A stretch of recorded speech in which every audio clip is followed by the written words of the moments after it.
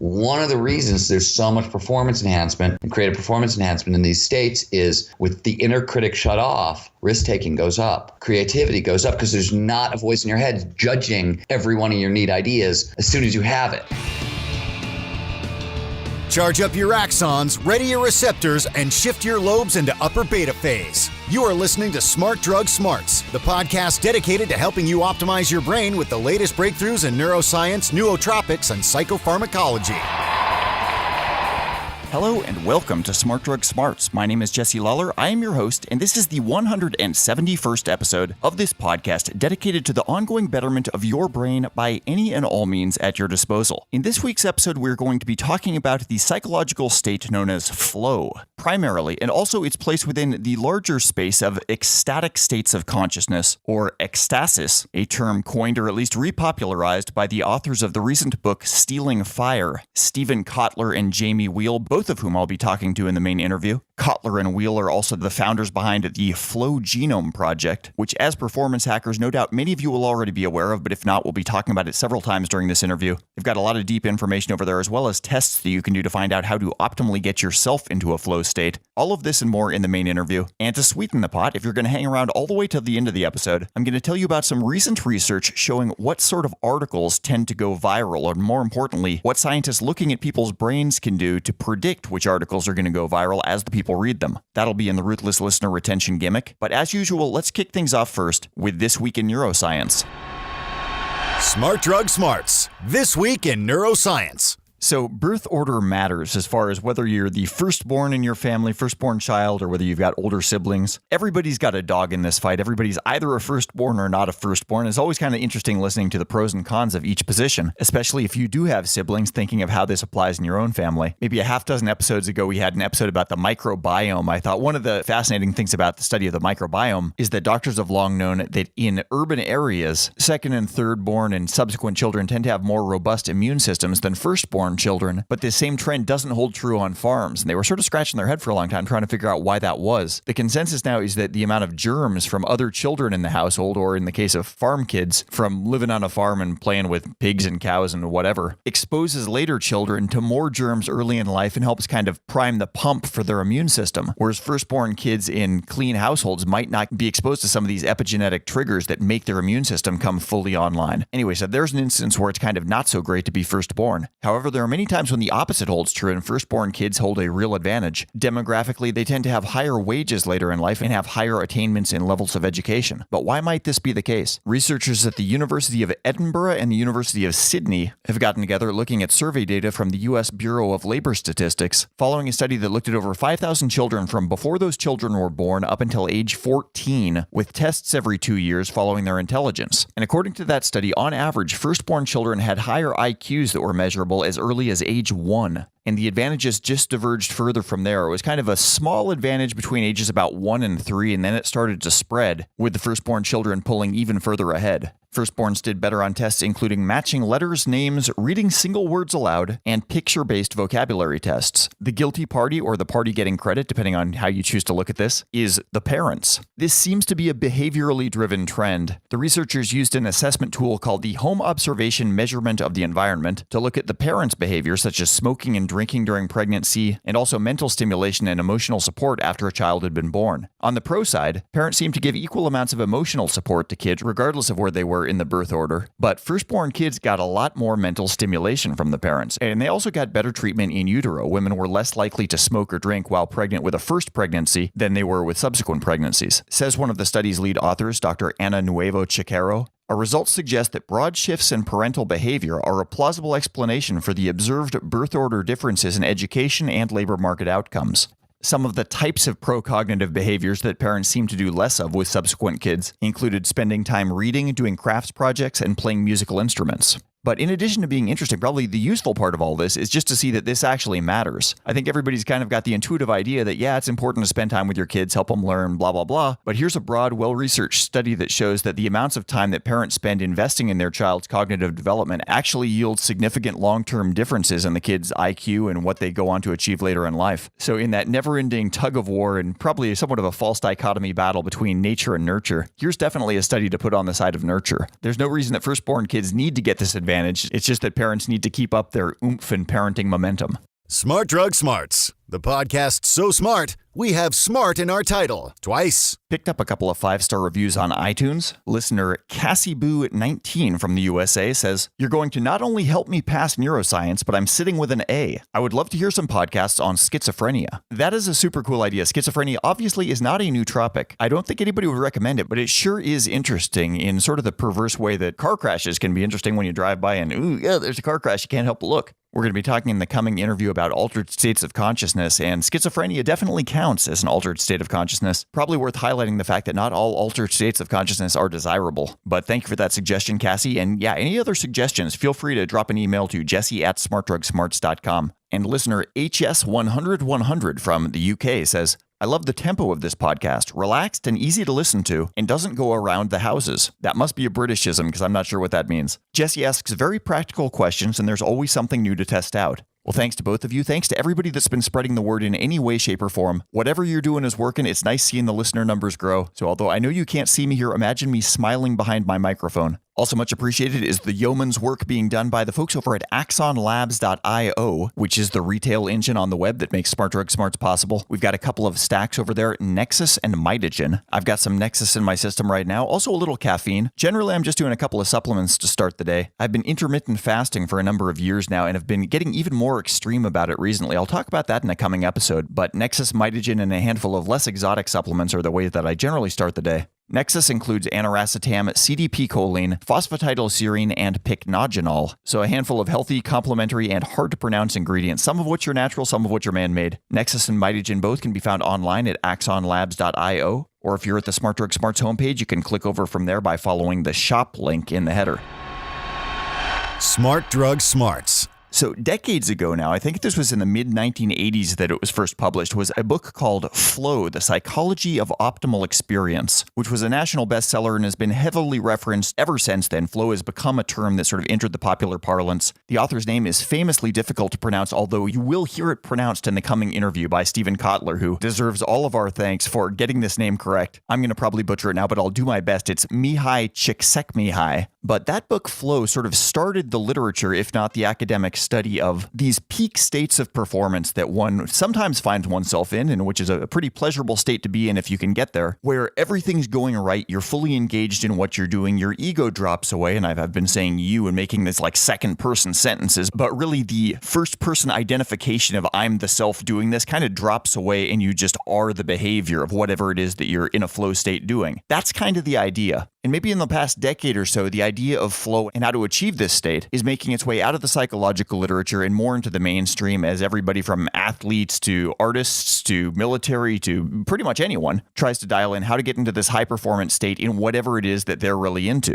And authors Stephen Kotler and Jamie Wheal, who I'm about to be speaking with, are two of the main proponents and publicizers of this concept. And really not just publicizing, but also doing public study on how people can achieve these states. They've set up the Flow Genome Project, which at this point is not only transmitting data, but also gathering data from a huge number of participants. And just a couple of months ago, late February of this year, they came out with the book Stealing Fire, the title referencing the Greek Prometheus legend, about how top performers in a variety of fields are using not just the state of flow, but other altered states of consciousness to essentially outperform what they'd be able to do in their regular workaday waking state. So we're going to be talking about everything from meditation to psychedelics to technologically induced performance enhancements and, of course, flow. And yes, these can mix and match. So with no further preamble, here we go talking about Stealing Fire.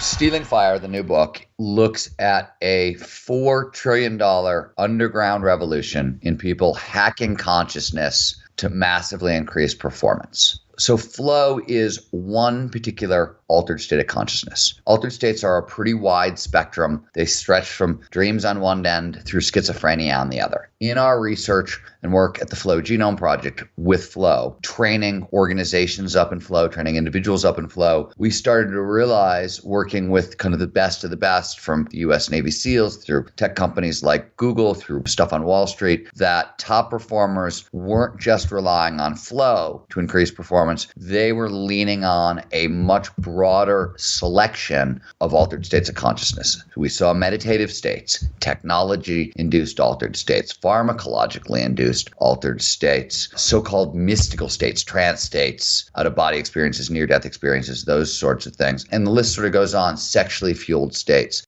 One of the weird seeming paradoxes of flow states is we always talk about transcending the self and kind of, losing the ego, losing the I, which can be great if you're operating so smoothly that you kind of get out of your own way. But on the other hand, if you're talking about spending, a significant portion of your life in these peak state experiences, it kind of opens up this question of identity of, well, if I'm not self-identified during these times, sort of who is the author of my life? Yeah. And I mean, I think that's where, unfortunately, like the baby boomers, bless their hearts, just, kind of just mangled the story. There was a lot of like ego death, ego transcendence, a lot of the kind of garbled translations of Eastern traditions, and then a lot of mythology and magical thinking about what it meant to be enlightened or awake or other side of ego death, blah, blah, blah. And of course, everybody screwed it up. You either ended up with these like moony-eyed zombies or some guru with feet of clay. And so it just never really proved out. There were always these disjoints between those claims of it's just unicorns and rainbows on the other side of ego death, and then the realities either of the people claiming it and just their own foibles and limitations.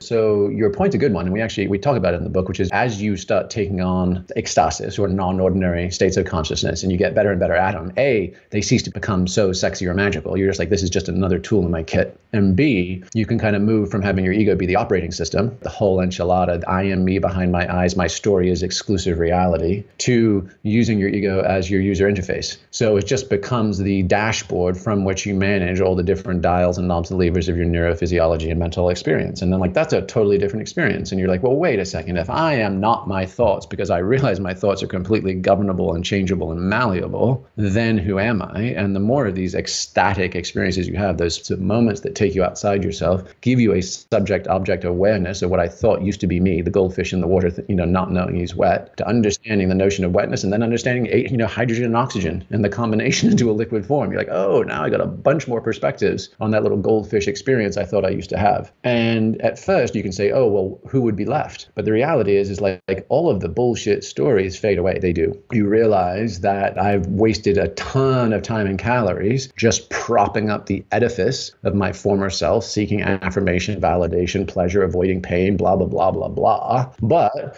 what's left is the artist formerly known as Prince. It's absolutely our core essence. If we're more creative, we're more inspired, we're more loving, we're more courageous. Whose biographical name and story still gets assigned to that is almost besides the point. One of the differences between Csikszentmihalyi, he's a genius and this work goes nowhere if he doesn't come along, but he's a psychologist. And that's what his interest is in. And what had started to happen is that we had started to decode flow in neurobiology. And there was neuroelectrical work, and there was neurochemical work, and there was neuroanatomical work, and there was physiology, and there were all these other veins. And we sort of put it together. And in putting it together, we didn't just get a picture of flow. So to back up science-wise, 100 years ago, William James, Harvard psychologist, philosopher, brilliant thinker, and probably the first American doing significant research into altered states of consciousness, including flow. So the research sort of dates back to him. He pointed out that there was a range of experiences, flow, awe, psychedelic states, meditative states, contemplative states, mystical states, and he explored in varieties of religious experience in 1902. And he said, I think these things are the same thing. They seem to have the same psychological impact. They seem to have the same performance-enhancing impact. I think this whole slew of experiences that I sort of term north of happy experiences. What we learned doing the research into flow is James was absolutely correct. Neurobiologically, meditative states, mystical states, flow states, awe states, psychedelic states, a couple others, share very similar knobs and levers. Same changes in neuroelectricity, same changes in neurochemistry pretty much, same changes in neuroanatomical function. Now, there are individual differences. In all these states, for example, we see deactivation in the prefrontal cortex, the part of your brain that governs most of your higher cognitive functions. These slow down. The technical term is transient, meaning temporary hypofrontality. It means to slow down, to shut down, deactivate. That's pretty common across all these states. just last week, I came across a study that was just basically a study over time, people's personality traits. And there used to be the idea that those were relatively persistent. Who Susie was in fourth grade is more or less who Susie was in high school and college, and even by the time she's a grandma. And when they did this study, and I think it was ranging between ages 40, 78, they did that long-term assessment. Obviously, it took a while to get done. And they realized, wow, there's virtually nothing consistent about our personality structures and types, character attributes across that long a time period. And then you roll in all the other stuff like, well, okay, every cell in my body has been replaced many times over since then. I don't look the same. I'm not thinking the same, right? So who the hell am I? What is an abiding sense of self in the first place? And for many of us, we have been raised in the last 300 years, the whole everybody's a snowflake, rational individualist, we're all unique, we have complete control of our own destiny. You realize, oh, well, that's very shocking to come up against that particular worldview. But in reality, man, we are just, metabolic consciousness organized in meat suits for 7 to 10 decades. And it's a fluid construct. And the fact that we have self-aware sentience in these life forms with opposable thumbs and prefrontal cortex, that's the fascinating thing. And I don't think we need to get excessively wrapped around the axle of families of origin and biographical stories up to the age of 16 or 20, which most people recycle ad nauseum for the rest of their lives. And it's like, well, look, man, we are upgradable. If we're here aware in this present moment and my limbs basically work and I have agency and choice, that we won the lottery. Let's go do stuff. The difference between a deep meditative state and a deep flow state, you see significant deactivation of the prefrontal cortex in both. The medial preorbital prefrontal cortex is hyperactive in flow, totally shut down in meditation. That's the only big difference we can find. The medial orbital prefrontal cortex governs, among other things, creative self-expression. So in meditation, you don't need the self. You're not trying to express yourself, trying to obliterate the self. Flow, always creative self-expression on overdrive. That's exactly what you're doing in flow. It's a creative state at a very deep fundamental level. If we're talking about less activity in the frontal portion of the brain, which is where we have analytical thinking and a lot of language processing, presumably you're a writer, you're writing about flow, you're in flow when you're writing about flow, I would think. Interestingly, most of the prefrontal cortex does downregulate. What we see, and Daniel Levitin wrote about this in The Organized Mind, is that flow also tends to activate language centers in the brain. So flow is not a binary. It's not like a light switch. None of these states really are. They don't really work like light switches unless you're dealing with the pharmacologically induced states, maybe the technologically induced states. There's usually a cycle. On the front end of a flow state, before you get into a flow state, is a phase that Herb Benson at Harvard termed the struggle phase. It's a loading phase. This is when the prefrontal cortex is hyperactive. You're loading it with information. As you kick into flow, what happens is the information gets passed from the conscious mind to the subconscious. Subconscious is a lot faster. It can find way more connections. It can only do this after you've filled it up, given enough stuff. If you were trying to become a baseball player, this would be skill acquisition. You would have to learn how to keep your eye on the ball, learn to swing the bat of the ball, all that stuff. When it comes together and everything sort of up levels, that's a flow state. So you can turn off that portion of the prefrontal cortex because you've already chunked it and started to kind of lay down, I would guess, basic myelination. The pattern is almost there. It's going to come together when you kick into that flow state, lay down really heavy neurochemistry, and it'll burn that pattern in. That's why Mr. Miyagi had Ralph Macchio wax his car so many times in Karate Kid before the big fight. Absolutely. That's a great metaphor for this. And it's interesting how our autobiographical self is really tied up with what we can remember. And in a lot of these altered states of consciousness, I'm not sure if necessarily your ability to remember things is improved, but emotional memories seem to stick deeper. And oftentimes there's sort of a heightened emotionality going on. Sometimes that's what kicks us into the state to begin with. But either way, we tend to have these profound memories that are often associated with these states. It's almost like in that, in the Disney cartoon of Sleeping Beauty, where the entire kingdom has been asleep and they all wake up and they're like in mid-conversation, or the cook is spilling the soup bowl or that kind of thing. It's like literally you just come back to yourself going, oh my God, yes, I forgot what I was saying. I forgot what I knew. And so that reaffirmation of deep knowledge or insight or perspective that we have had, and then we just basically, it almost feels to me like we only have access to certain levels of complex information and inspiration at certain energetic levels in our system. And so as our energetic levels drop out of a non-ordinary or peak state back into closer to waking states, and then even destabilized states, stress, fear, whatever, we just lose access to those particular files. And so by raising our overall energy in our self system, we can unlock higher and higher layers, and they just recede away from us based on our training, based on our performance, based on our balance of our overall system, and based on what psychological models we're running. So the more hung up and wrapped around our own axles we are, and the more holes there are in our system, the more fleeting those experiences are. So you could take two people, you could take a saint and a raver to give them a peak experience, and the saint may come back with the new Yoga Sutras, and the raver may just come back with a whopping great headache and a desire to buy a new ticket for tomorrow night's show. One of the points we are making is this is not the first time in history a group of people have discovered that non-ordinary states of consciousness can impact performance at a deep level. That goes all the way back. And the example we give is a story from ancient Greece where they had the Eleusinian Mysteries. It was a 9-day death and rebirth state-changing ritual that involved really kind of almost every so-called ecstatic technology you can imagine. They had prayer, they had chanting, they had meditation, they had distance running. I think they had wrestling. Those are flow triggers. And they also had kaikion, which was a potion at the heart of the ritual that modern chemists have sort of tried to backtrace, and we think it is an LSD derivative made from rye ergot fungus, which is the same precursor that Hoffman got LSD from. For ethnologists and anthropologists, this is sort of like one of those holy grail quests. Like, what's in the kaikion? So there's lots of people arguing back and forth, but it was Albert Hoffman and Carl Ruck at Harvard. He's a classicist at Harvard, and Hoffman is the discoverer of LSD, who put forth the idea that, hey, we think this thing is this LSD precursor. So most people tend to believe that story. The point we're trying to make, among other things, is it wasn't just this 9-day ritual where these guys trip balls, but more importantly, what they experienced while tripping, the illuminations, the inspiration, ended up seeding massive amounts of Western culture. A lot of Plato's philosophy came out of the Eleusinian Mysteries, a lot of Pythagorean's early mathematics. So way back in time, we see people accessing these non-ordinary states, tapping into a heightened level of information, inspiration, insight, intuition, creative problem solving, take your pick, and coming back and using that to seed culture. That happens throughout history. Usually, historically, the party gets out of hand and it blows itself up. And our argument is, hey, that's happening now at a bigger level than we've ever seen it. And there's a reason we might just get it right this time. So talking about some of the different states of consciousness that high performers find themselves in, I guess maybe one question is high performers versus everybody else. If you're talking a $4.6 billion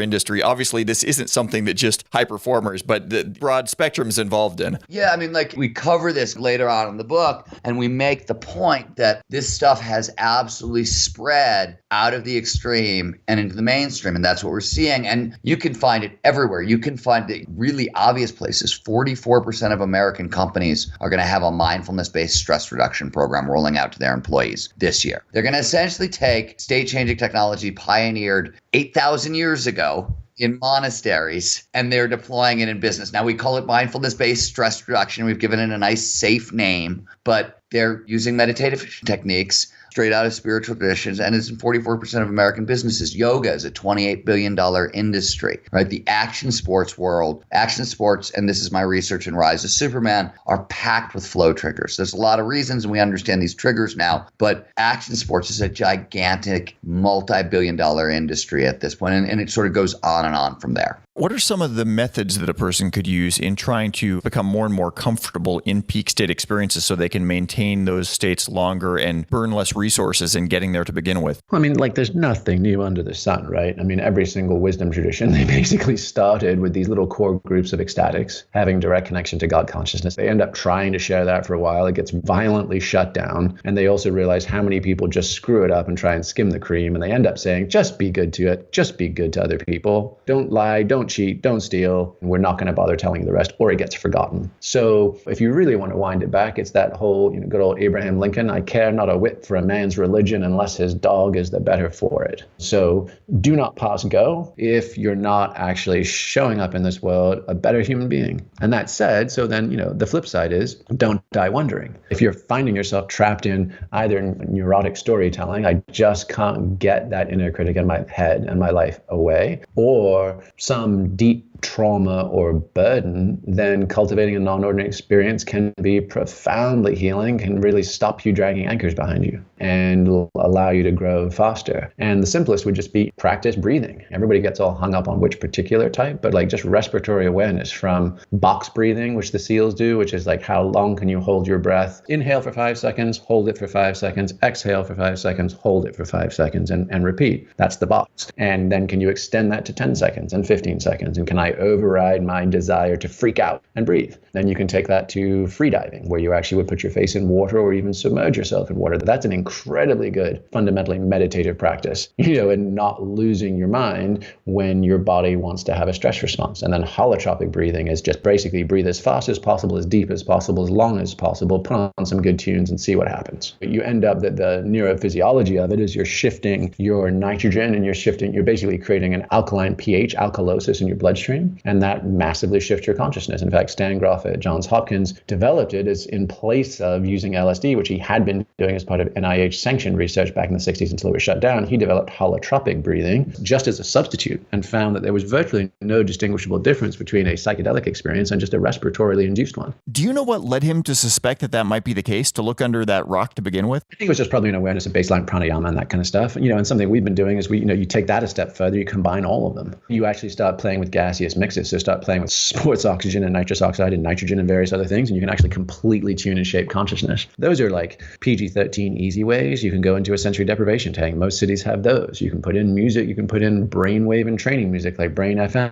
Get some waterproof earbuds and go float in a tank for an hour and a half or 3 hours. There are micro and macro versions of ecstasis, states that take us outside ourselves. Look at One Taste, the Orgasmic Meditation folks. Any cultivation of sexuality and sexual arousal, because that's a massive access to neurochemistry. Sexual arousal plus breathing, plus eye gazing, plus whatever. There's tons of techniques and practices down that road. Just good old-fashioned global travel. Getting outside your own culture is an ecstatic, in the technical sense, taking you outside yourself and your frames of reference. It's an ecstatic experience. Service, soup kitchens, ecotourism, service work in other countries, like those things take you outside our frames. And you can go from all that kind of stuff. You can go from your 10-minute idless. I've got a Headspace app on my phone and I just try to be mindful, or I have a heart rate variability app on my phone and I just watch my cardiac rhythms. To you can go to a clinic in Mexico and try 5-MeO-DMT. DMT is a naturally occurring tryptamine in our brains, lungs, and hearts. It occurs in bananas and oranges, and reintroduced exogenously blows you sky high and metabolizes instantly. Go down to Peru and book a trip with a shaman, whatever. You can go from baby steps. You can go from a 9-day Vipassana retreat or 105-degree sauna and the notion of a sweat lodge or sweat bathing. Go do the obvious things and stack them, and you get more intensity and more data.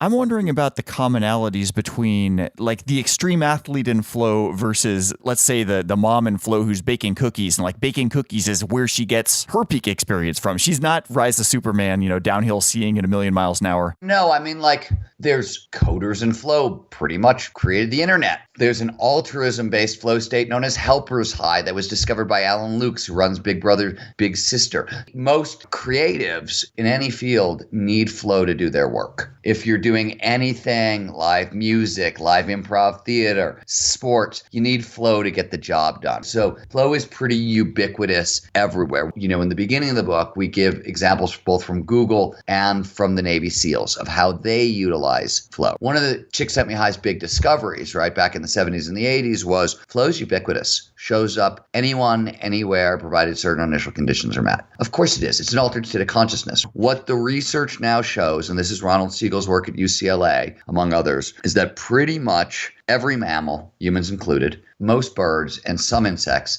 have found a way to alter their consciousness to improve performance, one way or another. Whether it's finding native psychoactive plants, which lots and lots of species of animals have done. Children will spin in circles, they'll hyperventilate, they'll roll down hills. We see it all over the place. And the reason is, turns out there are certain critical skills that altered states of consciousness are the very tool evolution gave us to solve these problems with. If it comes to how do we heal trauma, How do we deal with hyperanxiety? How do we deal with extreme stress? How do we handle creative problem solving, situational awareness, cooperation, collaboration, high-speed decision making? We have a very hard time trying to train anybody in any of these skills. And the reason is they're not skills. We keep trying to train up skills. They're actually states of mind. We're training the wrong thing. For example, McKinsey did a 10-year study and they found that top executives are 500% more productive in flow. Creative studies on non-ordinary states of consciousness, whether you're talking about meditative states, psychedelic states, flow states,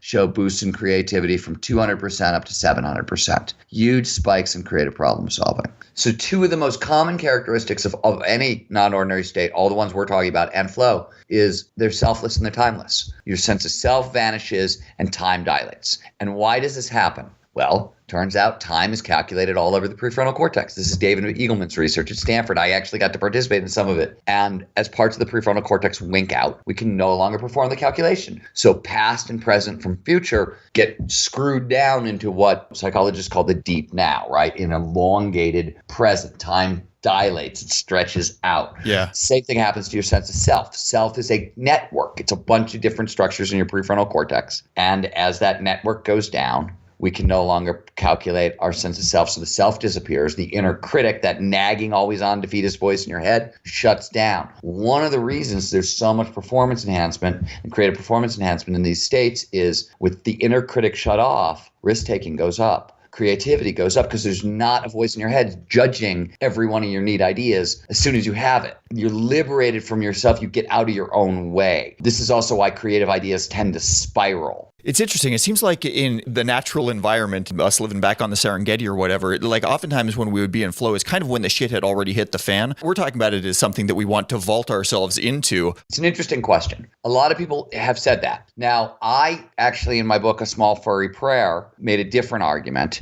and there's research to sort of back this up. So one of the powerful chemicals in flow is anandamide, same psychoactive that's in marijuana. Research at the University of Arizona, they took humans, dogs, and ferrets and had them run on a treadmill. And then they measured the amount of anandamide in their bloodstream, which you can do. Anandamide flows freely across the blood-brain barrier, so it's not like endorphins. It's not hard to measure. You can measure, get good levels in the blood. Turns out humans, dogs have anandamide, which is great presence of runner's high. Ferrets do not. Now, why does this matter? We co-evolved with wolves, and we co-evolved by hunting with wolves. So the new thinking is, if you're pack hunting with dogs, in a time where anytime you fall down and get a scratch that could be gangrene, which you could lose your arm and die, and you're hunting buffalo together, which is very dangerous, you need to be able to communicate non-verbally at a really high level. That is what you get in flow. That is why the Navy SEALs train so hard for flow. They work so hard to create group flow because it's near perfect, non-verbal, instantaneous communication. It's how you get a hive mind. It's also how you get a hive mind across species, which is what we needed to co-evolve with dogs, to co-evolve with wolves and hunt with them. So where it came from, the early thinking is, hey, somebody got a little more endorphins, little more pain relief while they were running down their prey. They got a little more meat. And that's where it started. But what really drove flow into the species, into mammals, may have been pack hunting with dogs. What do you feel like for a healthy, psychologically mature adult human being is the percentage of your time, percentage of your waking hours that you would spend in your default state of consciousness versus an altered state of consciousness? Like that language sort of skews us in a certain direction. I mean, in some respects, I'd say as little as you have to keep the lights on, the bills paid. Really, there's an inflection point. We see this with folks that train with us at the Flow Genome Project, but also in general, which is it starts out, I'm a regular waking schmuck trying to get momentary relief from myself, and I'm seeking a flow state, a peak state, a non-ordinary or altered state. And I have it, and it lasts for minutes or moments or hours, and then I come back, and I'm back to regular old me again. And the better you get at it, there's a sort of watershed moment where it now goes from the states I am forever seeking to it's a stage I'm mostly living in. And now what I notice is when I get kicked in the balls and I get knocked out of it. So, it's a very subtle inflection point, but it's a potentially profound one, because then you're like, oh, you mean I can actually give up, predict and control, egoic, neurotic scenarios scenario planning, and then I can actually start trusting my ability to be lived by life. And that's a very different thing. And I mean, good analogies are in action sports, but anybody that's engaged in downhill sports, downhill mountain biking, downhill skiing, mogul skiing, whatever it would be, is like the faster you're going, the further down the hill you have to look. And you cannot just be looking at your toes or your front wheel. If you do,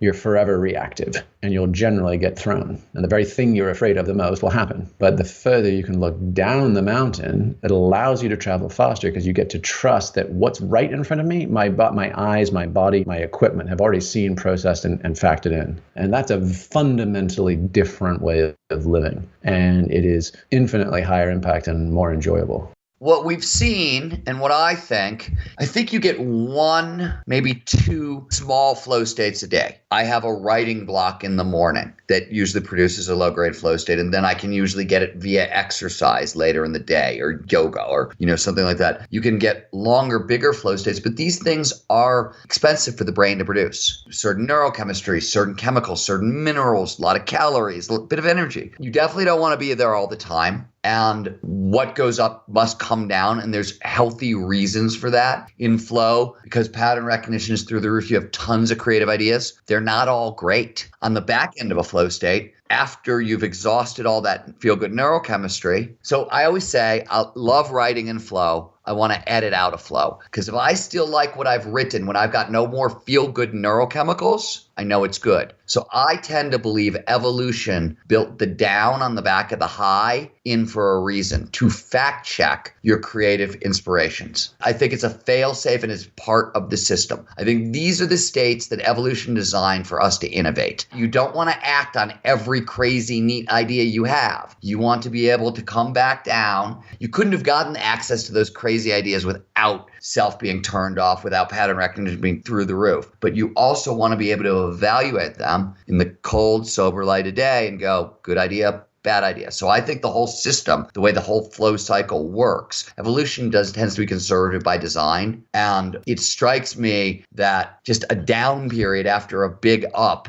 psychologically isn't super useful, but it is if you're using it to judge your innovations and your ideas. I want to talk about, this is the dark side, but evil flow. What's it look like if a supervillain gets into flow, or your least favorite person in the world? Presumably, we've been talking about this like it's all gumdrops and dandelions, but these could be powerful states in the wrong hands. Presumably, Genghis Khan, Attila the Hun, these guys were in flow as they were slaughtering tens of thousands of people. We cover this at length in Stealing Fire, and you bring up an excellent point. So let's just talk about this a little bit. Individual flow, that's you in a flow state, performing at your best. Group flow is what happens when a team gets into a flow state together. So the Navy SEALs, if you've ever taken part in a great brainstorming session, or if you've seen a band come together and, the jazz quintet is suddenly like everything is flowing and moving, or the improv theater troupe, it's all working, or a fourth quarter comeback in football, what the Patriots did in the Super Bowl. That's group flow. You can take it up in scale and you get communitas. Communitas is the same altered state of consciousness that a whole stadium gets into at a rock concert. It's when everybody merges with the band and loses themselves in the crowd. It's what happens at Burning Man. Communitas, by the way, not my word. Victor Turner, University of Chicago anthropologist, and he pointed out way back in the 40s that pretty much every dictator, every fascist uses communitas, right? Like, do you want to know why Trump won the election and Hillary did not? It was ability to produce communitas. If you want to see what it looks like, one of the greatest examples I've ever seen is Obama gave a speech in 2008 or 9 that you can find online called Fired Up, Ready to Go. Just search Obama Fired Up, Ready to Go. And in 4 minutes,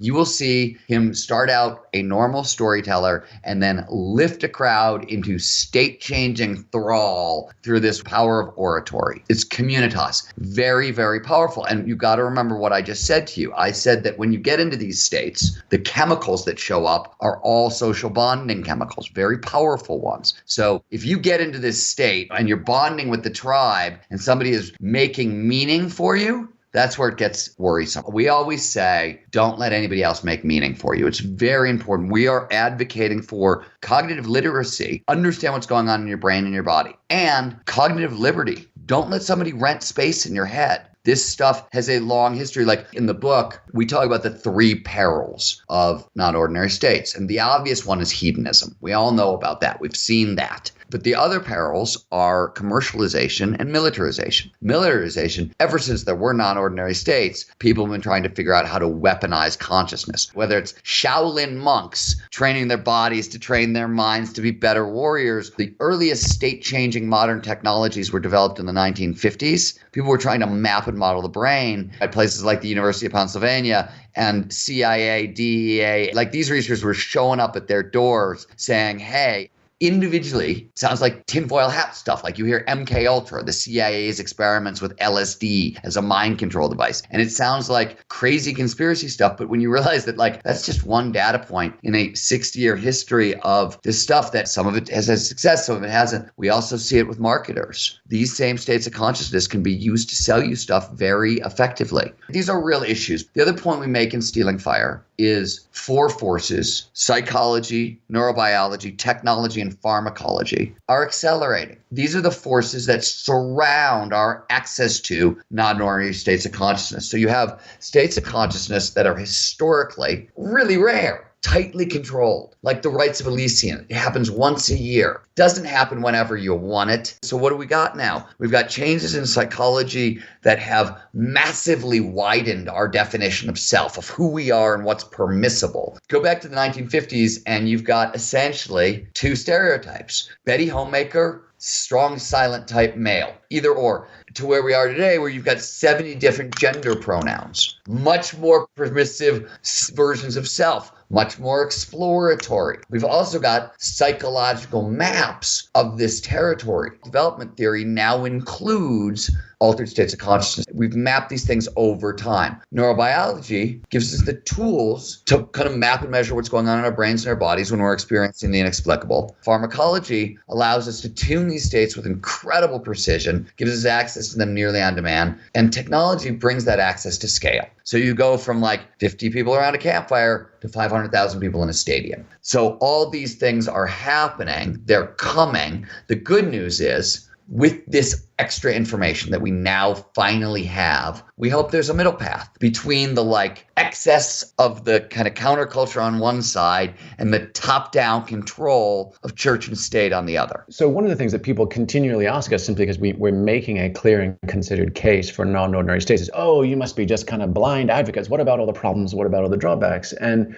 to which we would say, exactly. The very fact that there's a $4 trillion economy that we all collectively are spending non-deliberately, for the most part, often destructively and addictively, just to get out of our heads. The fact that 1 in 4 of us are on psychiatric meds, the fact that the World Health Organization just published that suicides, taking our own lives, is killing us more than natural disasters and violent crime. Like, we are our own greatest threat to ourselves, would suggest that what we really need is a move towards cognitive literacy. We need to understand that how our bodies and our brains shape our minds and hearts. And we also need to understand who is seeking to influence our own decisions and perceptions, who's looking to rent space in our heads without consent, and whether that's political movements, whether that's marketers and consumerism, what you name the venue, we need to understand what our own level set is. And we also need to understand that being able to shift the channels of consciousness freely and skillfully and appropriately is a human birthright, and it's essential to our foundational health. We know that being able to shift out of 21st century normal, the tired, wired, stressed, and be able to experience even moments of alternate states of consciousness and integrate them into our lives heals trauma, increases creativity, boosts collaboration. And the numbers are absurd. They're 200%, they're 400%, they're 500% greater than benchmarks and norms. So what we need, right, is to integrate these things. We need to start talking about addiction. We need to start talking about sexuality. We need to start talking about religion. These statements require us to act. And this is no longer just an endless lap of navel-gazing and spiritual materialism.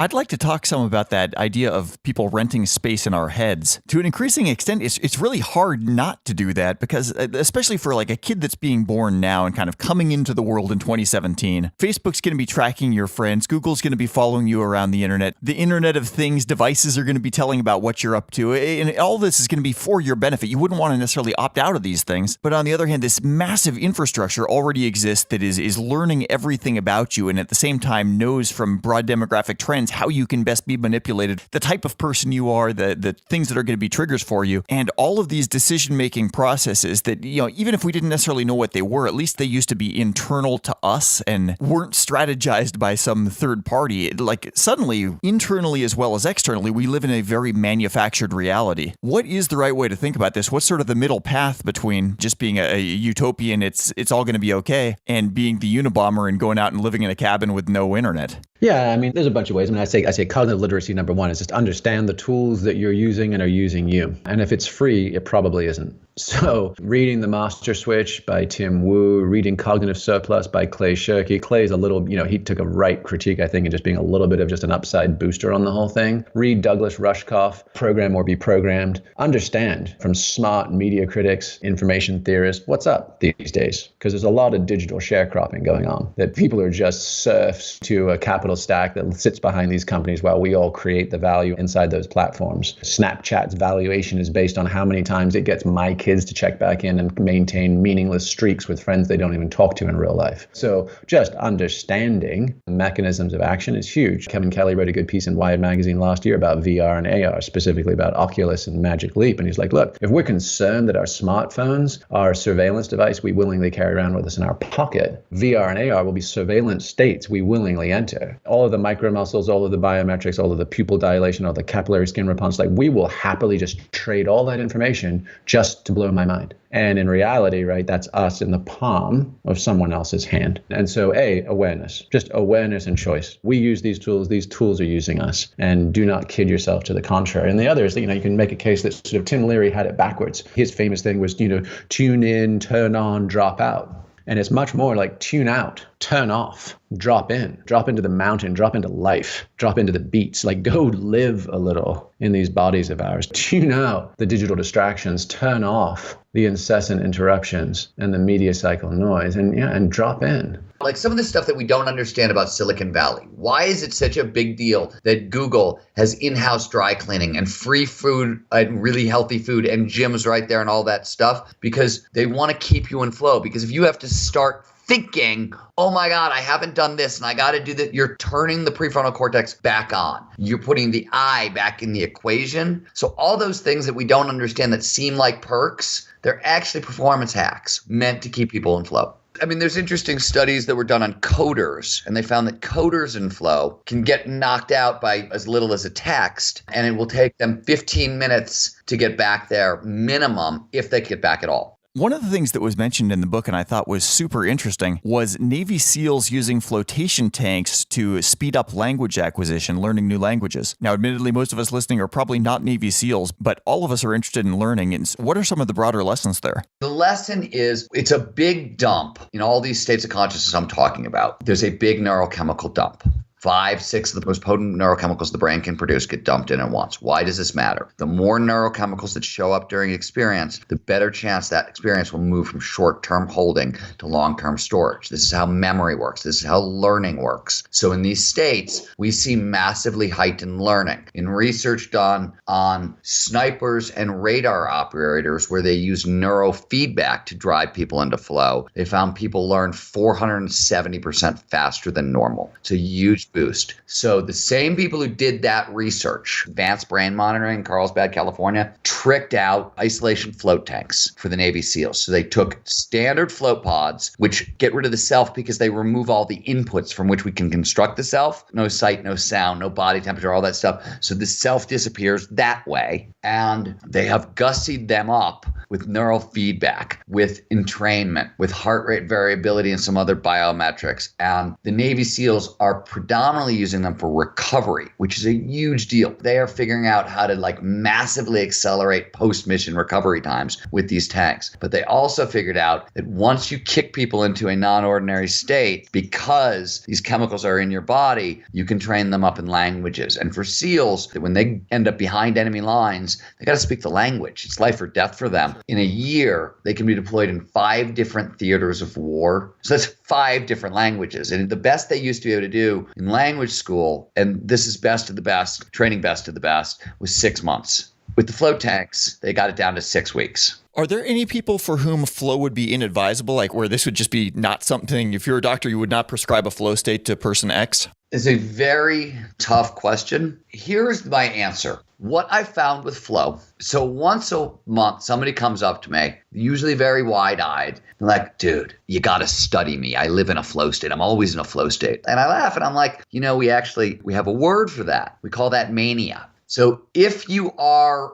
on that spectrum, if you are a manic depressive, you're on that spectrum, you tend to in flow get a ton of dopamine flowing through your system. Excessive dopamine is mania and schizophrenia, thus the problem. With all these states, you actually need a level of emotional responsibility. And when you get into these peak experiences, these high perch experiences, you get to see farther over your life is what happens, right? You actually get a little more perspective. We end Stealing Fire on this very idea. This does not excuse you from the human condition. You have to actually do that work to really utilize these states. Otherwise, they tend to go badly. When you do the work, you get to move farther up the development scale. You become more mature. You gain all the traits that we associate with wisdom very, very quickly. It's an accelerant up that scale, but you've got to do the homework. Yeah, I guess that goes nicely with the stealing fire metaphor in the book title. You can't just take the fire and burn houses down with it. You've got to learn to build a wood stove or build a steam engine, make this useful. With these new tools, we have options. We understand options. And let me give you a great example. So I said earlier that these states can heal trauma and that they can help us psychologically. And the great research on this comes out of 3 different studies into PTSD. PTSD, it's an intractable condition psychologically. SSRIs, like Prozac and Zoloft, are horrible. They don't work in severe PTSD. They don't work in most people with mild to moderate PTSD. They don't seem to work for almost any women. And the treatment only works for as long as you're taking the pills. You stop the pills back where you started. So not a phenomenal option. Yet 25 million Americans at any one time, so roughly 1 out of 10 of us, has PTSD. This is an epidemic. Yeah. So back in 2003, the Multidisciplinary Association for Psychedelic Research and a psychologist named Michael Mitherhofer decided to test MDMA, right, the psychoactive inside of ecstasy, on soldiers with PTSD and victims of sexual abuse and childhood abuse. And they found that 1 to 3 MDMA therapy sessions, so that's combining the psychoactive with talk therapy, was enough to significantly decrease or completely cure PTSD. It stayed in remission for over 5 years. It's not like stop the pills and you're back where you are. It's a permanent fix. So in 2011, they redid that study at Camp Pendleton with soldiers with PTSD, and they replaced MDMA with surfing, which is a phenomenal flow trigger. And they use surfing as a trigger for flow and talk therapy. It's the same protocol, but surfing instead of MDMA. 5 weeks of surfing and talk therapy was enough to completely remove or totally abate PTSD in soldiers. Then last year, they redid the same study with meditation. And they find that 4 weeks of like a transcendental style meditation was enough to significantly reduce symptoms of PTSD or completely cure it. So you have same trauma, 3 different state-changing technologies, different levels of risk and immediacy, depending on where you're at and what you're into, right? If you need your results by tomorrow morning and you have a high risk tolerance and you have the ability to get into a government study, or you're willing to do an illegal substance and find an underground therapist, well, you can fix yourself in a couple of days. If you want to do the hard work of learning to meditate 20 minutes a day, which is not for everybody, not super easy, you can get it done in a month. Or surfing, a little more fun, a little more playful, and you don't have to surf every day. You only have to surf 2 times a week with talk therapy. So similar results, 3 different state-changing technologies. We understand at every level of the mechanistic change why this is happening. We understand how it works. And that's the big deal here. We have options. We have choices. We can have cognitive literacy and cognitive liberty, and we can massively increase aspects of our life. Yeah, fundamentally, it's your foundational practices and are you right with things? I mean, when people say, oh, I get so paranoid on weed, or I don't like acid, but I love mushrooms, they're fun. And, like all those kind of like bullshit distinctions, it's like it's you. Every single one of those is you. take some responsibility for your own consciousness. And if you're getting error messages, if you're paranoid because you've introduced anandamide into your system, which increases lateral pattern recognition, and some of those patterns are ones you've been keeping at arm's distance, and now they're suddenly staring you in the face, okay, cool. Well, how about face them? How about go deal with that punch list? Everybody shows up being like, oh, I just want to tap the button. I just want to ring the bell. I just want to feel all blissed out and warm and fuzzy. And it's like, and there's a bill to pay. And it is everything you've been pretending not to know. And so if you can't handle that, don't start it. I mean, the Chinese have a great saying, it's a journey best never begun, but if begun, must be completed.